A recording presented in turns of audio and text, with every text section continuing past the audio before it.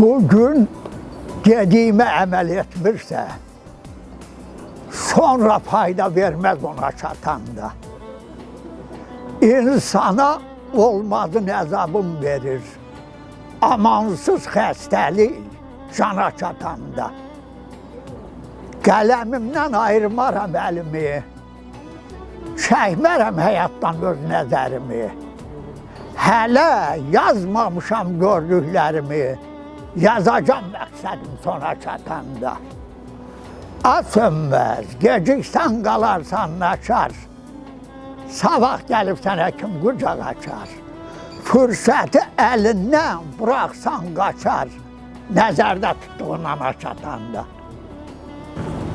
Mərdliyi qürurdur, yoxluğu kədər. Şəhidlərin sırasına baxsanız, mənfur düşmənlərin səngər yeridir, bu dağların harasına baxsanız. Vətən üçün qurban verdi canların, qoymadınız yerdə qalaqanların. Ruhları şad olacaq onların, əzizləyib balasına baxsanız.